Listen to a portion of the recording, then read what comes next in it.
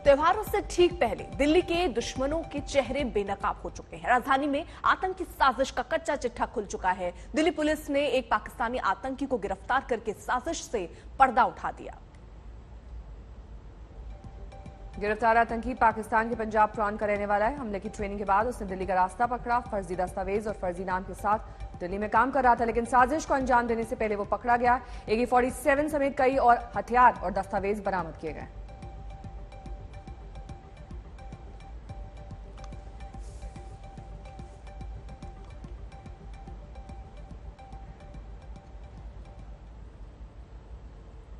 तंसीम हैदर हमारे साथ दिल्ली से इस वक्त हमारे सहयोगी मौजूद हैं। जल्दी से पहले उनका रुख कर लेते हैं। तंसीम, किस तरीके की जानकारी मिल रही है, क्योंकि एक बड़ी गिरफ्तारी यहां पर हुई है, कुछ और लिंक इसके बाद सामने आ सकते हैं, हो सकता है कुछ और भी गिरफ्तारियां आने वाले दिनों में हो।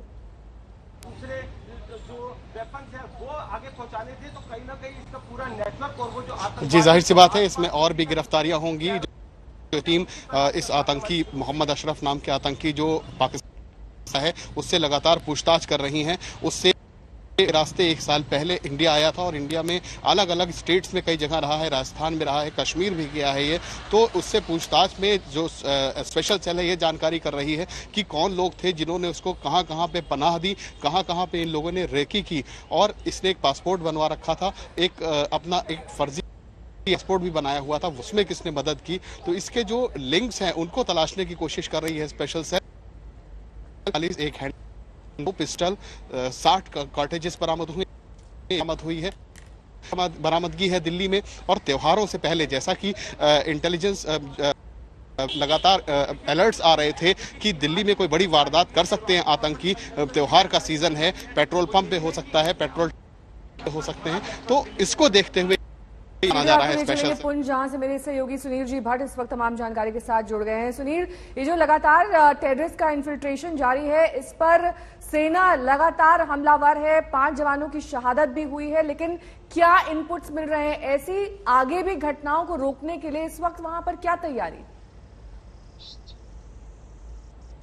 बिल्कुल नेहा, मैं पहले आपको जो है अपडेट दे दूं। इस समय हम बिल्कुल ग्राउंड जीरो पर है। ये पूरा ये पहाड़ी क्षेत्र है और यहाँ पर जो है भारतीय सेना ने जो है यहाँ पर पुंछ इलाके में जो है सर्च ऑपरेशन जो है इंटेंसिफाई किया है। हम स्वयं भी इस समय जो है पहाड़ी इलाके की तरफ जा रहे हैं। पैदल रास्ता है, आप देख सकते हैं कि भारतीय सेना के शूरवीर जो है पहाड़ की तरफ जा रहे हैं, जहां पर मुठभेड़ अभी चल रही है। जो सूत्रों के हवाले से जानकारी है वो ये है कि अभी भी जो है जंगल के इलाके में जो है 3 से 5 आतंकवादी जो है छुपे हुए हैं। गोलियों की आवाज अभी भी सुनाई दे रही है। और बिल्कुल आज तक जो है एकमात्र चैनल है जो कि इस समय ग्राउंड जीरो पर है। आप देख सकते हैं कि यहाँ पर भारतीय सेना जो है गहन छानबीन कर रही है, तलाशी अभियान चल रहा है। ये एक्सक्लूसिव तस्वीरें हमारे पास है और इस समय जो है भारतीय सेना के शूरवीर बिल्कुल उस स्थान पर जा रहे हैं जहां पर मुठभेड़ चल रही है। ये समूचा इलाका आप देखिए। मैं कैमरा पर्सन से भी कहूंगा कि यहाँ बाईं तरफ दिखाइए कितना दुर्गम स्थान है, पहाड़ी इलाका है, घने जंगल है और हम यहाँ पर भारतीय सेना की टीम के साथ जा रहे हैं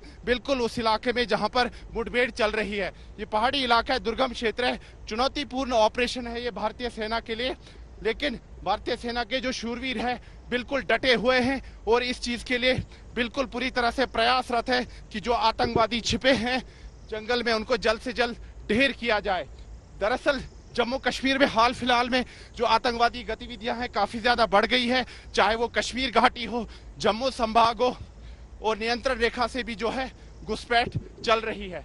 कश्मीर घाटी में भी एनकाउंटर चल रहा है। शोपियां इलाके में 3 आतंकवादियों को ढेर किया गया है और यहाँ पर जम्मू संभाग के पुंछ जिले में इस पहाड़ी क्षेत्र में दुर्गम स्थान में जहां पर सड़क भी नहीं है, यहाँ पर बहुत ही बड़ा चुनौतीपूर्ण कार्य है भारतीय सेना के सामने। और इस समय जो है भारतीय सेना पहाड़ की तरफ चढ़ाई कर रही है और उसी पहाड़ के ऊपर जो है इस समय मुठभेड़ चल रही है। मेरे कैमरा पर्सन भी तस्वीरें दिखा रहे हैं। इस समूचे इलाके की काफी दुर्गम स्थान है, पहाड़ी क्षेत्र है और अभी भी जो है रुक रुक कर गोलियों की आवाज आ रही है। ये रीइंफोर्समेंट्स भेजे जा रहे हैं पहाड़ी इलाके की तरफ ताकि जो एनकाउंटर साइट पर जो भारतीय सेना के सैनिक है उनको और मदद पहुंचाई जा सके। तो पूरी तरह से प्रयासरत है इस समय पूरी तरह से प्रयासरत है भारतीय सैनिक कि जल्द से जल्द जो आतंकवादी जंगलों में छुपे हुए हैं उनको ढेर किया जाए। तो इस समय भारतीय सेना जो है पहाड़ी की तरफ चढ़ रही है, बिल्कुल उस पहाड़ी के ऊपर वहां पर जो है मुठभेड़ चल रही है और इस समय जो है भारतीय सेना जो है रीइंफोर्समेंट्स भेज रही है। काफी ये चुनौतीपूर्ण कार्य है, लेकिन पूरी तरह से प्रयास जारी है कि आतंकवादियों को जल्द से जल्द। जरा बताइए, जो मुठभेड़ जिसका जिक्र आप कर रहे हैं, जहां के लिए कुछ जवान ऊपर की तरफ जा भी रहे हैं, ये मुठभेड़ कब शुरू हुई, कितने आतंकी बताए जा रहे हैं वहां पर मौजूद होंगे अभी? जी, मैं आपको बता दूं कि जो भारतीय सेना की तरफ से आधिकारिक सूचना जो आई है, उसके हिसाब से परसों रात को यानी कि मध्य रात्रि के आसपास उनको सूचना मिलती है कि इस इलाके में जो है आतंकवादी छिपे हो सकते हैं। उसके बाद एक गहन तलाशी अभियान चलाया जाता है और इस पूरे पहाड़ी इलाके में सर्च ऑपरेशन चलता है और आतंकवादी पाए जाते हैं जंगल के इलाके में, और वहां पर जो है मुठभेड़ शुरू हो जाती है।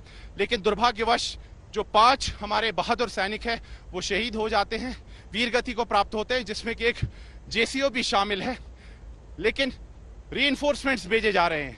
ऐसी खबरें आ रही हैं जो सूत्रों के हवाले से कि 3 से 5 आतंकवादी जो है वो जंगलों में छिपे हो सकते हैं। तो फिलहाल ऑपरेशन अभी भी जारी है। जो हमारी बात हुई है सेना के आला अधिकारियों से, उन्होंने कहा है कि ऑपरेशन अभी भी लगातार जारी है और हम स्वयं भी इस समय जो है रुक रुक कर जो है गोलियों की आवाज सुन सकते हैं। फिलहाल जो है रीइंफोर्समेंट जो है पहाड़ की तरफ जा रही है, हम भी इस पहाड़ी इलाके की तरफ जा रहे हैं। काफी दुर्गम इलाका है, कठिन ऑपरेशन है, लेकिन भारतीय सेना जो है पूरी तरह से प्रयासरत है कि जो आतंकवादी जंगल में छुपे हुए हैं इस पहाड़ी क्षेत्र में, उनको जल्द से जल्द ढेर किया जाए। तो फिलहाल ऑपरेशन लगातार जारी है।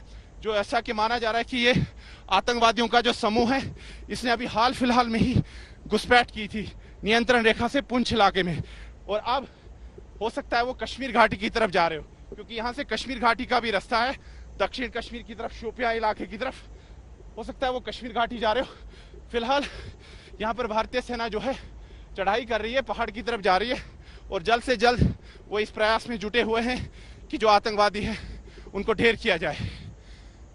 ठीक है, आप नजर बनाए रखिए। सुनील जी भट्ट हमारे सहयोगी लगातार ग्राउंड जीरो से रिपोर्ट दे रहे हैं। सुनील, जिस तरीके से अब सेना मुस्तैद हो गई है और ये माना जा रहा है कि एक सोची समझी साजिश सीमा पार की ओर से, ताकि हिंदुस्तान में किसी तरह से शांति ना बहाल हो सके, खासतौर पर त्योहार के मौके हो या फिर अदरवाइज, इस तरीके का इन्फिल्ट्रेशन लगातार जारी है और ये सेना इंश्योर कर रही है कि वहां पर शांति बहाल हो सके। 5 जवानों की शहादत हुई है, मामूली बात नहीं है सुनील जी भट्ट। बिल्कुल नेहा, आपने सही कहा। इसीलिए जो है सुरक्षा एजेंसियां भी जो है इस गहन चिंतन में लगी हैं कि इस चुनौती से कैसे निपटा जाए। एक तरफ कश्मीर घाटी में जो है अल्पसंख्यक समाज के लोगों की हत्याएं कर रहे हैं आतंकवादी, दूसरी तरफ यहाँ जम्मू संभाग में नियंत्रण रेखा से जो है आतंकवादी घुसपैठ कर रहे हैं। और जैसी कि खबरें आ रही हैं कि ये जो समूह है आतंकवादियों का जो कि इस पहाड़ी पर छिपा हुआ है, वो जो है अभी हाल फिलहाल में ही नियंत्रण रेखा से घुसपैठ करके आए थे। तो अब जो है सुरक्षा एजेंसियों को जो इनपुट मिला था उसके आधार पर जो है कार्य किया गया और ये मुठभेड़ यहाँ पर हुई। फिलहाल जो है अभी भी आतंकवादी छिपे हैं, रुक रुक कर हम अभी भी फायरिंग की आवाज सुन सकते हैं और रीइंफोर्समेंट्स जो है वो भेजी जा रही हैं। सिर्फ 7 साल की अल्पकाल की यात्रा के अंदर जो 60 साल में नहीं हुआ था वो हुआ है। आज इस 7 साल की यात्रा में 10 करोड़ परिवारों की महिलाओं को शौचालय का अधिकार देने का काम नरेंद्र मोदी सरकार ने किया। लगभग 2 करोड़ घरों में और 2 करोड़ नए बने हुए घरों में, कुल मिलाकर 4 करोड़ घरों में बिजली पहुंचाकर उस घर के बच्चों को और उस घर के बूढ़ों को पढ़ने का और अपनी बीमारी में आराम के साथ जीने का अधिकार बिजली पहुंचाकर नरेंद्र मोदी सरकार ने दी। इस देश की लगभग 13 करोड़ परिवारों की महिलाएं धुआं खाकर खाना पकाती थी, कंडे और टहनियां जलाकर अपनी आंख की ज्योति भी जाती थी और फेफड़ों में फाइब्रोसिस भी होता था। उस बीमारी से उनकी अल्प समय में मृत्यु होती थी, अकाल मृत्यु होती थी। उससे उसको बचाने का लगभग 13 करोड़ गरीबों के घर में स्वच्छ ईंधन यानी कि गैस का सिलेंडर पहुंचाने का काम ये नरेंद्र मोदी सरकार ने कर उनके ह्यूमन राइट का बहुत अच्छे तरीके से संरक्षण दिया है। 2 करोड़ लोगों को रहने का घर दिया है और 5 करोड़ लोगों को ये रहने का घर मिलने की पूरी योजना बनी हुई है। और देश के 60 करोड़ गरीबों को 5 लाख तक का, शायद ढंग से कोई जांच कर काम करेगा तो मालूम पड़ेगा दुनिया में ऐसी कोई स्कीम नहीं होगी जिसमें 60 करोड़ लोगों को 5 लाख तक का पूरा स्वास्थ्य का खर्चा वो परिवारों का आज सरकार उठाती है। उनके अपने स्वास्थ्य के साथ लंबा आयु जो ईश्वर ने निर्मित किया है उसके लिए वो पूरा करने का अधिकार इस सरकार ने दिया है। लगभग 60 करोड़ परिवार ऐसे थे जिनको बैंक अकाउंट की सुविधा नहीं थी। उनका सरकार से मिलने वाला उनका अधिकार, योजनाएं, वो बिचौलिए खा जाते थे। आज बैंक के अंदर लगभग 60 करोड़ परिवारों में बैंक अकाउंट पहुंचाकर डायरेक्ट बेनिफिट ट्रांसफर स्कीम के द्वारा उसका पैसा उसके बैंक अकाउंट में जाकर लांच रुश्वत से बचने का बहुत बड़ा मौका नरेंद्र मोदी सरकार ने दिया है। और इसके साथ एक दिव्यांग नाम देकर एक अलग कंसेप्ट, सम्मान का भाव पूरे देश के अंदर जनरेट करने का काम भी नरेंद्र मोदी सरकार ने किया है। और देश की कोई भी ऐसी सुविधा नहीं है, चाहे राज्य सरकारों की ऑफिस होगी, चाहे केंद्र सरकारों की ऑफिस होगी या ट्रांसपोर्टेशन के कोई भी मीन्स होंगे, कोई भी ऐसी सुविधाएं नहीं है जहां दिव्यांग की चिंता नहीं की गई है। कोई भी ऐसी सरकारी परिपत्र नहीं है जहां दिव्यांग की चिंता नहीं की। इस देश के दिव्यांग, ट्रांसजेंडर, न जाने कितनी ऐसी लोगों को पहली बार ऐसा मालूम हुआ है कि हमारे लिए भी कोई चिंता करता है। संविधान ने मेरे लिए जो सोचा है वो मेरे तक पहुंचाने का जरिया नरेंद्र मोदी सरकार बनी है। और मैं तो कई लोगों को मिला हूं, उनके अंदर एक आत्मगौरव का भाव की जागृति हुई। तो मैं शुद्ध पीने का पानी पहुंचाने के लिए भी जरूर कहना चाहूंगा कि इस देश में सबसे बड़ी समस्या थी कि फ्लोराइड युक्त पानी पीकर बच्चे अकाल वृद्ध हो जाते थे। 30 साल होते होते बाल झड़ने लगते थे या बाल सफेद हो जाते थे, हड्डियां टेढ़ी हो जाती थी। वो सारे घरों के अंदर लगभग 5 साल के अंदर शुद्ध पीने का पानी पहुंचाने का एक भगीरथ काम नरेंद्र मोदी सरकार ने हाथ में लिया है और लगभग 2 करोड़ परिवारों में पहुंचने की काम पूरा होने की कगार पर भी है। मित्रों, मैं मानता हूं कि एक ऐसा दृष्टिकोण है जिसने ह्यूमन राइट इनका जो है इसमें सालों से उनको अन्याय होता था, 60-60 सालों से, मगर उसको कोई वाचा नहीं मिली थी। एक शब्द भी बोले बगैर ये 60 करोड़ गरीबों के ह्यूमन राइट का प्रोटेक्शन करने का काम नरेंद्र मोदी सरकार ने किया है। और मुझे तो गौरव है कि मैं कैबिनेट में उनका साथी हूं, नजदीक से सुनता हूं। जब योजनाओं के बारे में, जब राज्य सरकार, केंद्र सरकार के कार्यकलापों के बारे में वो बात करते हैं, हमेशा प्रायोरिटी ये वंचित होता है। तो मैं ये नए एंगल का आज सबके सामने रखना चाहता था। बाकी तो आज प्रधानमंत्री जी हम सबको संबोधित करने वाले हैं। फिर से एक बार ह्यूमन राइट कमीशन और ह्यूमन राइट के साथ जुड़े हुए सारे लोगों को मैं बहुत बहुत बधाई देकर मेरी वाणी को विराम देता हूं। वंदे मातरम।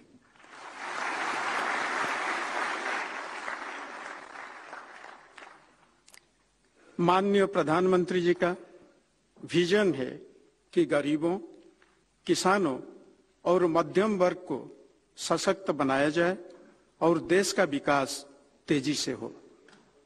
माननीय प्रधानमंत्री जी का राष्ट्र के विकास में जन भागीदारी, पीपुल्स पार्टिसिपेशन पर अटूट विश्वास है। Honourable prime minister sir, you have been leading the country on the path of growth, prosperity, and progress. Our reforms have a human face and people-centric. When India speaks at the United Nations, it speaks for those who have been left behind. We, the people of India, salute the spirit of Sabka Saath, Sabka Vikas, Sabka Vishwas, and Sabka Prayas. In your words, Prime Minister Sir, I will quote, Sabka Prayas is important for the achievement of all our goals for a new India with cutting-edge innovation and technology, unquote. Now, I invite Honorable Prime Minister, sir, to share his thoughts with the august gathering present here in Vigyan Bhavan and all the dignitaries who have been connected virtually. Over to Honorable Prime Minister, sir. नमस्कार। आप सभी को नवरात्रि के पावन पर्व की बहुत बहुत शुभकामनाएं।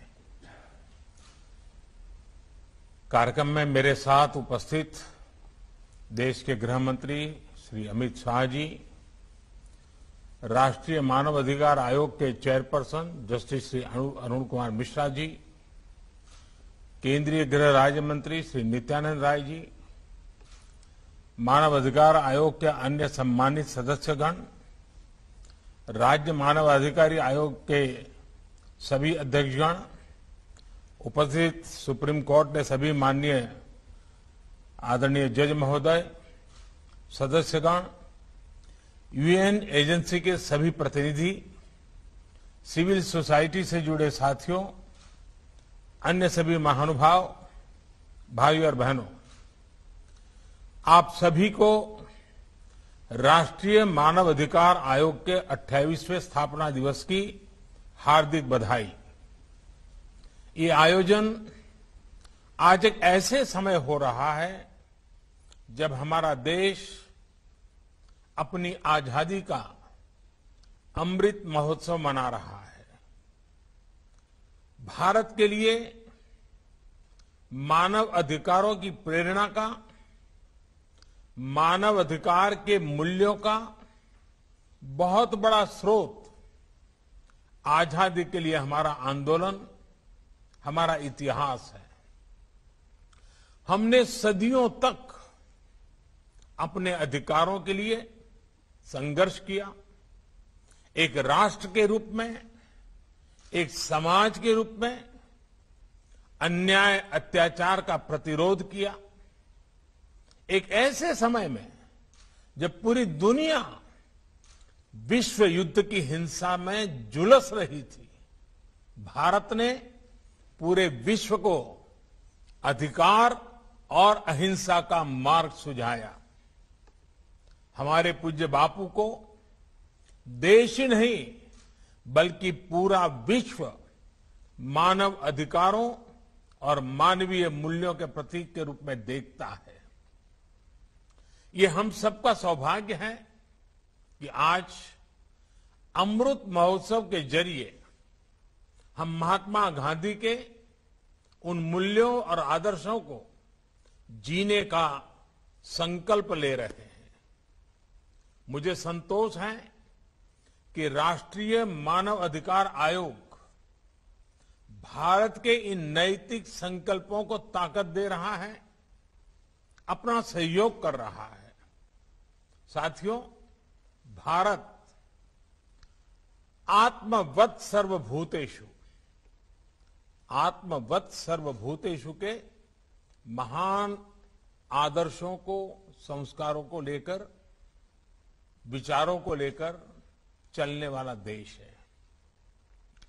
आत्मवत् सर्वभूतेषु यानी जैसा मैं हूं वैसे ही सभी मनुष्य हैं।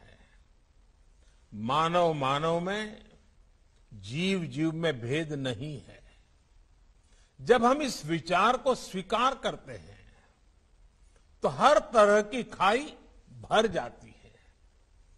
तमाम विविधताओं के बावजूद भारत के जनमानस ने इस विचार को हजारों सालों में जीवंत बनाए रखा।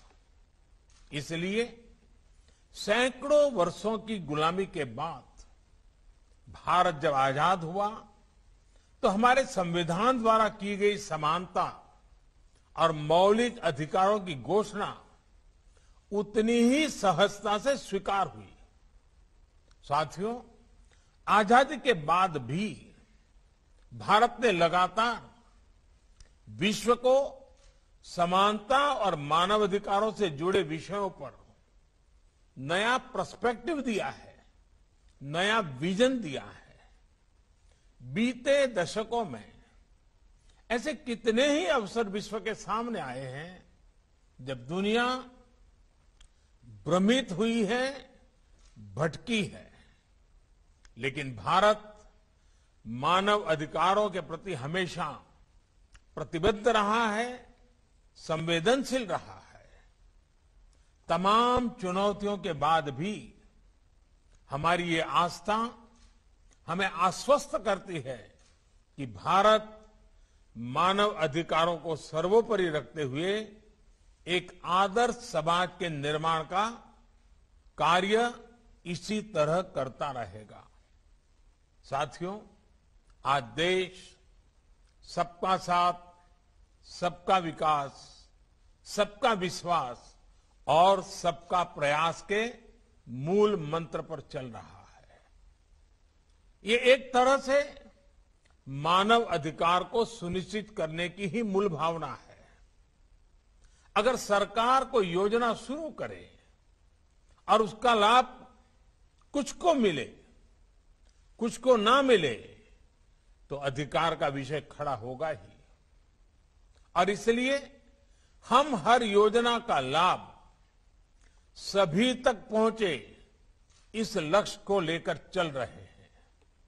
जब भेदभाव नहीं होता, जब पक्षपात नहीं होता, पारदर्शिता के साथ काम होता है, तो सामान्य मानवीय के अधिकार भी सुनिश्चित होते हैं।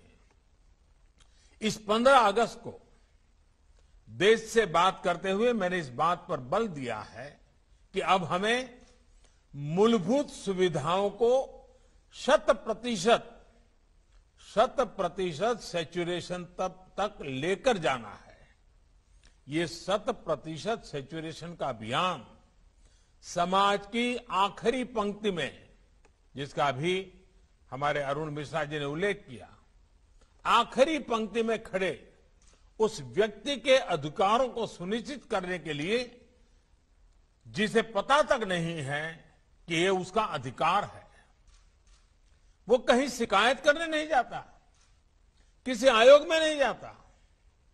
अब सरकार गरीब के घर जाकर गरीब को सुविधाओं से जोड़ रही है।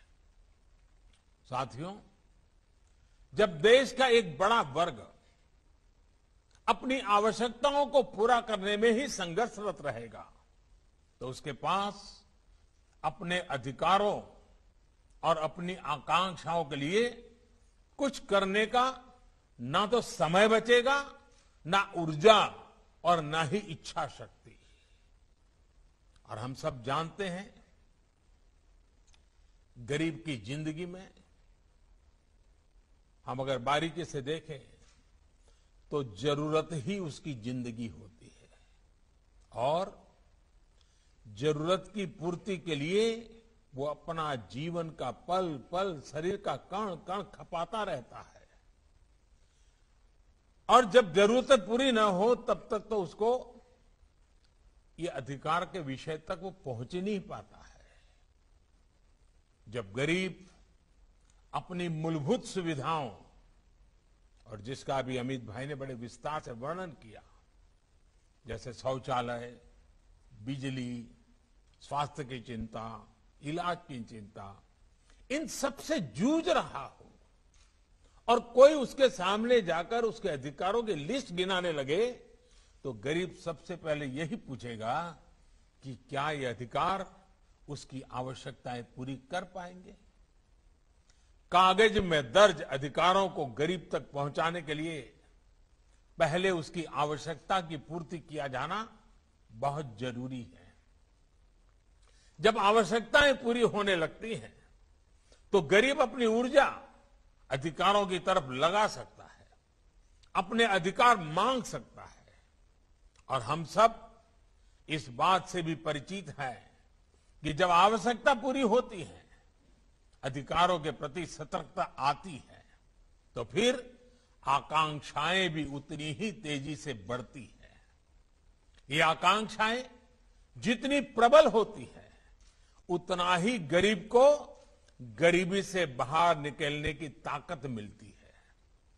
गरीबी के दुष्चक्र से बाहर निकलकर वो अपने सपने पूरे करने की ओर बढ़ चलता है।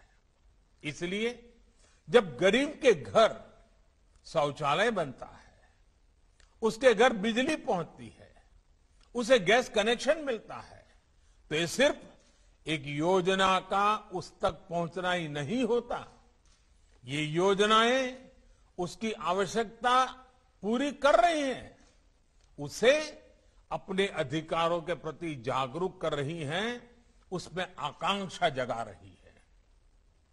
साथियों, गरीब को मिलने वाली ये सुविधाएं उसके जीवन में डिग्निटी ला रही है, उसकी गरिमा बढ़ा रही है। जो गरीब कभी शौच के लिए खुले में जाने को मजबूर था, अब गरीब को जब शौचालय मिलता है तो उसे डिग्निटी भी मिलती है। जो गरीब कभी बैंक के भीतर जाने की हिम्मत नहीं जुटा पाता था, उस गरीब का जब जनधन अकाउंट खुलता है तो उसमें हौसला आता है, उसकी डिग्निटी बढ़ती है। जो गरीब कभी डेबिट कार्ड के बारे में सोच भी नहीं पाता था, उस गरीब को जब रुपे कार्ड मिलता है, जेब में जब रुपे कार्ड होता है तो उसकी डिग्निटी बढ़ती है। जो गरीब कभी गैस कनेक्शन के लिए सिफारिशों पर आश्रित था, उसे जब घर बैठे उज्ज्वला कनेक्शन मिलता है तो उसकी डिग्निटी बढ़ती है।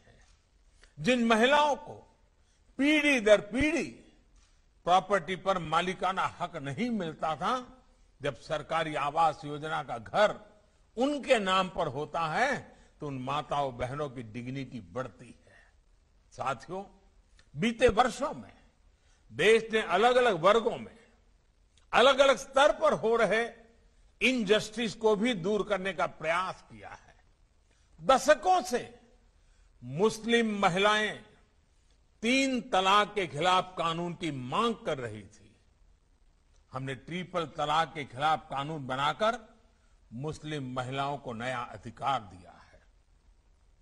मुस्लिम महिलाओं को हज के दौरान महरम की बाध्यता से मुक्त करने का काम भी हमारी ही सरकार ने किया है। साथियों, भारत की नारी शक्ति के सामने आजादी के इतने दशकों बाद भी अनेक रुकावटें बनी हुई थी। बहुत से सेक्टर्स में उनकी एंट्री पर पाबंदी थी। महिलाओं के साथ इनजस्टिस हो रहा था। आज महिलाओं के लिए काम के अनेक सेक्टर्स को खोला गया है। वो 24 घंटे सुरक्षा के साथ काम कर सके, इसे सुनिश्चित किया जा रहा है। दुनिया के बड़े बड़े देश ऐसा नहीं कर पा रहे हैं, लेकिन भारत आज करियर वुमेन को 26 हफ्ते की पेड मैटरनिटी लीव दे रहा है। साथियों, जब उस महिला को 26 सप्ताह की छुट्टी मिलती है ना, वो एक प्रकार से वो नवजात बच्चे के अधिकार की रक्षा करता है। उसका अधिकार है उसकी मां के साथ जिंदगी बिताने का, वो अधिकार उसको मिलता है। शायद अभी तक तो हमारे कानून की किताबों में सारे उल्लेख नहीं आए होंगे। साथियों, बेटियों की सुरक्षा से जुड़े भी अनेक कानूनी कदम बीते सालों में उठाए गए हैं। देश के 700 से अधिक जिलों में वन स्टॉप सेंटर्स चल रहे हैं, जहां एक ही जगह पर महिलाओं को मेडिकल सहायता, पुलिस सुरक्षा, साइको सोशल काउंसलिंग, कानूनी मदद और अस्थायी आश्रय दिया जाता है। महिलाओं के साथ होने वाले अपराधों की जल्द से जल्द सुनवाई हो, इसके लिए देश भर में 650 से ज्यादा फास्ट ट्रैक कोर्ट्स बनाई गई है। रेप जैसे जघन्य अपराध के लिए मौत की सजा का प्रावधान भी किया गया है। Medical termination of pregnancy act, इसमें संशोधन करके महिलाओं को एबॉर्शन से जुड़ी स्वतंत्रता दी गई है। सुरक्षित और कानूनी एबॉर्शन का रास्ता मिलने से महिलाओं के जीवन पर संकट भी कम हुआ है और प्रताड़ना से भी मुक्ति मिली है। बच्चों से जुड़े अपराधों पर लगाम लगाने के लिए भी कानूनों को कड़ा किया गया है। नई फास्ट ट्रैक कोर्स बनाई गई है। साथियों, हमारे दिव्यांग भाई बहनों की क्या शक्ति है, ये हमने हाल के पैरालंपिक में फिर अनुभव किया है। बीते वर्षों में दिव्यांगों को सशक्त करने के लिए भी कानून बनाए गए हैं, उनको नई सुविधाओं से जोड़ा गया है। देश भर में हजारों भवनों को, सार्वजनिक बसों को, रेलवे को दिव्यांगों के लिए सुगम हो, लगभग 700 वेबसाइट्स को दिव्यांगों के अनुकूल तैयार करना हो, दिव्यांगों की सुविधा के लिए विशेष सिक्के जारी करना हो, करेंसी नोट भी। आपको शायद कई लोगों को मालूम नहीं होगा, अब जो हमारी नई करेंसी है उसमें दिव्यांग यानी जो प्रज्ञाचक्षु हमारे भाई बहन हैं, वे उसको स्पर्श करके ये करेंसी नोट कितनी कीमत की है वो तय कर सकते हैं। ये व्यवस्था की गई है। शिक्षा से लेकर स्किल्स से लेकर अनेक संस्थान और विशेष पाठ्यक्रम बनाना हो, इस पर बीते वर्षों में बहुत जोर दिया गया है। हमारे देश की अनेक भाषाएं हैं, अनेक बोलियां हैं, और वैसा ही स्वभाव हमारे साइनेजीज में था। मूक बधिर हमारे दिव्यांगजन जो है, अगर वो गुजरात में जो साइनेजीज देखता है, महाराष्ट्र में अलग, गोवा में अलग, तमिलनाडु में अलग। भारत ने इस समस्या का समाधान करने के लिए पूरे देश के लिए एक साइनेजीज की व्यवस्था की, कानूनन की और उसकी प्रेरित ट्रेनिंग का। ये उनके अधिकारों की चिंता और एक संवेदनशील अभिगम का परिणाम है। हाल ही में ही देश की पहली साइन लैंग्वेज डिक्शनरी और ऑडियो बुक की सुविधा देश के लाखों दिव्यांग बच्चों को दी गई है, जिससे वे ई लर्निंग से जुड़ सके। इस बार जो नई नेशनल एजुकेशन पॉलिसी आई है, उसमें भी इस बात को विशेष रूप से ध्यान रखा गया है। इसी तरह ट्रांसजेंडर व्यक्तियों को भी बेहतर सुविधाएं और समान अवसर देने के लिए transgender persons protection of rights कानून बनाया गया है। गुमंतु और अर्ध गुमंतु समुदायों के लिए भी डेवलपमेंट एंड वेलफेयर बोर्ड की स्थापना की गई है। लोक अदालतों के माध्यम से लाखों पुराने केसेस का निपटारा होने से अदालतों का बोझ भी कम हुआ है और देशवासियों की भी बहुत मदद मिली है। ये सारे प्रयास समाज में हो रहे इनजस्टिस को दूर करने में बड़ी भूमिका निभा रहे हैं। साथियों, हमारे देश ने कोरोना की इतनी बड़ी महामारी का सामना किया, सदी की इतनी बड़ी आपदा जिसके आगे दुनिया के बड़े बड़े देश भी डगमगा गए। पहले की महामारियों का अनुभव है कि जब इतनी बड़ी आबादी त्रासदी आती है, इतनी बड़ी आबादी हो, तो उसके साथ समाज में अस्थिरता भी जन्म लेती है। लेकिन देश के सामान्य मानवीय के अधिकारों के लिए भारत ने जो गया, उसने तमाम आशंकाओं को गलत साबित कर दिया।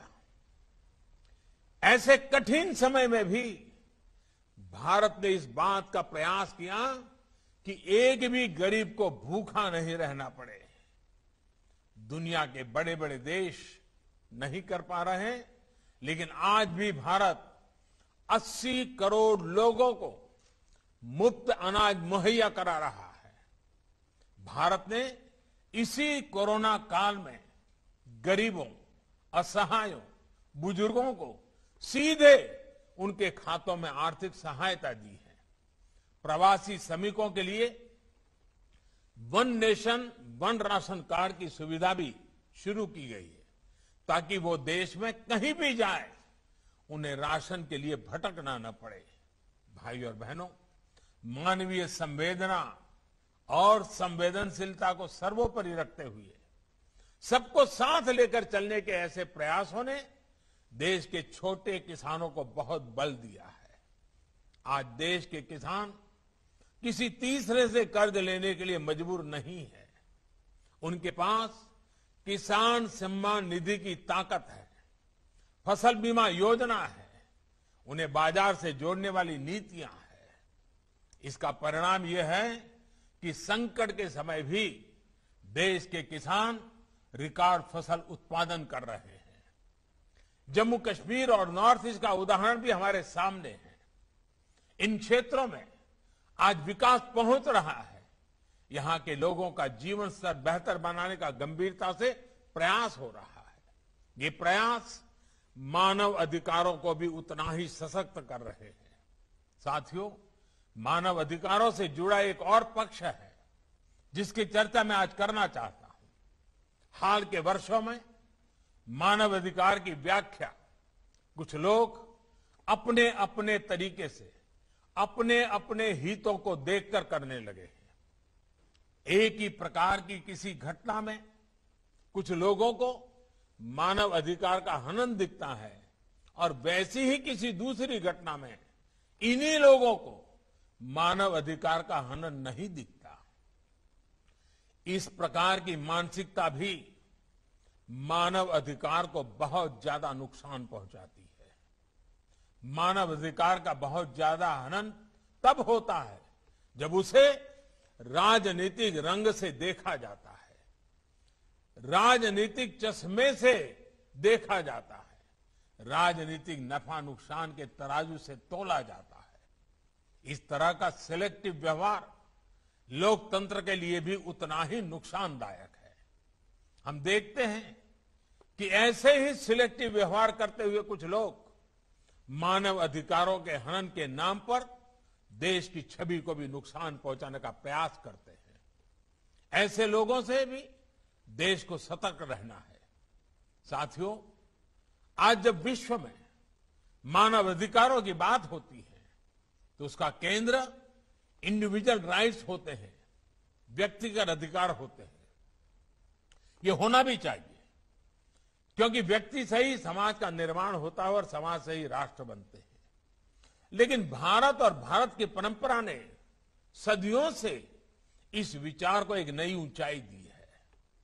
हमारे यहां सदियों से शास्त्रों में बार बार इस बात का जिक्र किया जाता है, आत्मनः प्रतिकूलानि परेशान न समाचारेत, यानी जो अपने लिए प्रतिकूल हो वो व्यवहार दूसरे किसी भी व्यक्ति के साथ न करें। इसका अर्थ यही है कि मानव अधिकार केवल अधिकारों से नहीं जुड़ा, बल्कि ये हमारे कर्तव्यों का विषय भी है। हम अपने साथ साथ दूसरों के भी अधिकारों की चिंता करें, दूसरों के अधिकारों को अपना कर्तव्य बनाएं। हम हर मानव के साथ समभाव और ममभाव रखें। जब समाज में ये सहजता आ जाती है तो मानव अधिकार हमारे समाज का जीवन मूल्य बन जाता है। अधिकार और कर्तव्य ये दो ऐसी पटरियां हैं जिन पर मानव विकास और मानव गरिमा की यात्रा आगे बढ़ती है। अधिकार जितना आवश्यक है, कर्तव्य भी उतने ही आवश्यक है। अधिकार और कर्तव्य की बात अलग अलग नहीं होनी चाहिए, एक साथ ही की जानी चाहिए। ये हम सभी का अनुभव है कि हम जितना कर्तव्य पर बल देते हैं उतना ही अधिकार सुनिश्चित होता है। इसलिए प्रत्येक भारतवासी अपने अधिकारों के प्रति सजग रहने के साथ ही अपने कर्तव्यों को उतनी ही गंभीरता से निभाएं। इसके लिए भी हम सब ने मिलकर के निरंतर प्रयास करना पड़ेगा, निरंतर प्रेरित करते रहना होगा। साथियों, ये भारत ही है जिसकी संस्कृति हमें प्रकृति और पर्यावरण की चिंता करना भी सिखाती है। पौधे में परमात्मा, ये हमारे संस्कार है। इसलिए हम केवल वर्तमान की चिंता नहीं कर रहे हैं, हम भविष्य को भी साथ लेकर चल रहे हैं। हम लगातार विश्व को आने वाली पीढ़ियों के मानव अधिकारों के प्रति भी आगाह कर रहे हैं। इंटरनेशनल सोलर अलायंस हो रिन्यूएबल एनर्जी के लिए भारत के लक्ष्य हो, हाइड्रोजन मिशन हो, आज भारत सस्टेनेबल लाइफ और इको फ्रेंडली ग्रोथ की दिशा में तेजी से आगे बढ़ रहा है। मैं चाहूंगा कि मानव अधिकारों की दिशा में काम कर रहे हमारे सभी प्रबुद्धगण, सिविल सोसाइटी के लोग इस दिशा में अपने प्रयासों को बढ़ाएं। आप सबके प्रयास लोगों को अधिकारों के साथ ही कर्तव्य भाव की ओर प्रेरित करेंगे। इन्हीं शुभकामनाओं के साथ मैं अपनी बात समाप्त करता हूं। आप सभी का बहुत बहुत धन्यवाद।